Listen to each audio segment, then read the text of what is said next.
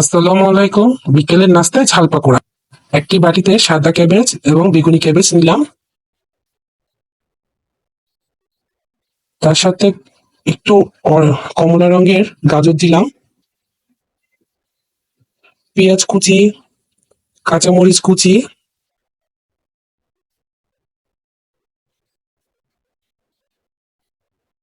ধনেপাতা কুচি দিলাম, একটু রসুন বাটা, একটু আদা বাটা, হলুদের গুঁড়ো সামান্য পরিমাণে,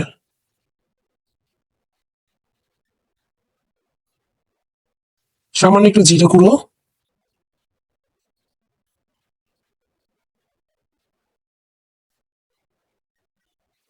বেকিং পাউডার সামান্য পরিমাণে,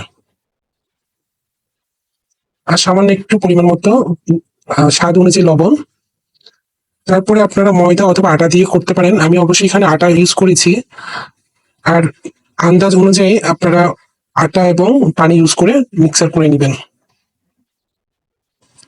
মিক্সার হয়ে গেলে চুলে একটা হাঁড়ি বসিয়ে তার মধ্যে আমি সরিষার তেল দিয়েছি এবং ঝাল পাকড়গুলো ছোট ছোট করে বড় আকারে আমি ভেজে উঠিয়ে নিচ্ছি। এবং বিকেলের স্ন্যাক্স হিসেবে এই ধরনের নাস্তা 1 কাপ চায়ের সাথে খুব ভালো যায়। দেখতেও সুন্দর লাগবে আর খেতেও খুবই মচমচা। ট্রাই করতে পারেন আপনারা।